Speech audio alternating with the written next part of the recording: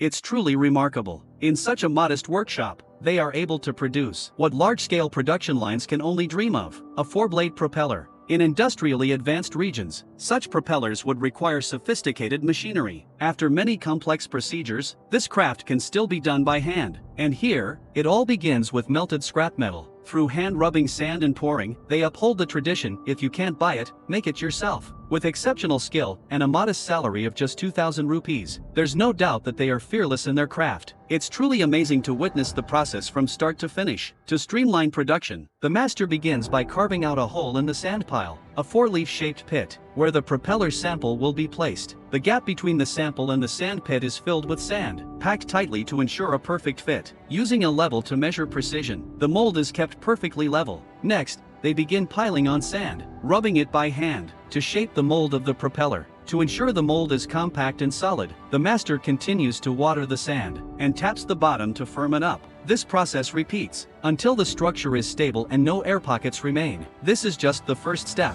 The real craftsmanship is about to begin. Now the master starts refining, shaping the edges around the blades. With nothing but a handful of tools and years of expertise, the curvature of the blades is carefully honed, smooth, precise, and beautiful. As expected, he is a master. The bottom mold is now complete. At the same time, the sand is pressed upward to secure the mold and prevent it from falling apart. The master now brings in an iron frame to cover the top of the mold. The purpose of the frame is to form the upper mold. Starting from the iron frame, the master carefully places wooden strips, one by one, inside the frame, filling it with sand and compacting it with a hammer. The sand is tightly packed into every corner, shaping the propeller perfectly. After the structure is complete and the iron frame lifted, the mold is now visible. The basic shape of the mold beneath the iron plate has been formed. Although there are a few imperfections, this is no challenge for the experienced master. There's no real issue here. A bit of sand is sprinkled over it to fix and shape it. At this point, both the upper and lower molds are ready.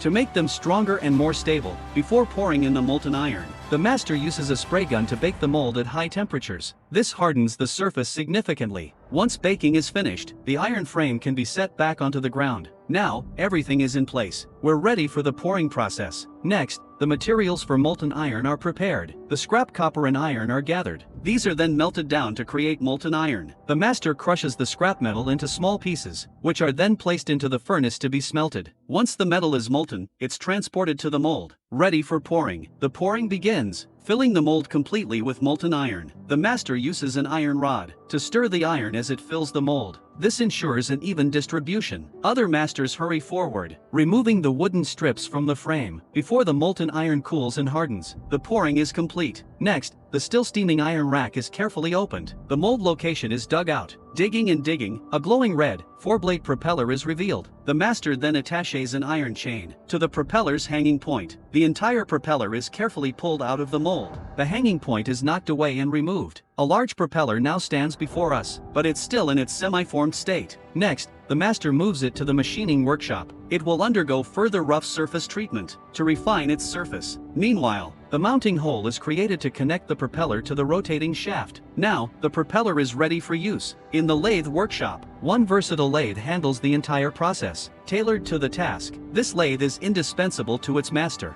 It handles a wide variety of needs. The master begins by smoothing the surface of the propeller blades, making them smooth and flawless. A hole is drilled in the center. This will serve as the mounting hole. Next, the tool is replaced to smooth the inner wall of the hole. It becomes more refined and polished. After precise measurements, the groove is cut for easier installation and secure fixing. This groove will serve as the mounting slot for the lock pin. The tang cutting is now complete. After testing, the lock pin fits and moves smoothly in and out. The machining process is now finished. Finally, after careful polishing of the entire blade, the propeller is fully manufactured. It's ready to be shipped to the vessel for installation. A coat of paint is applied,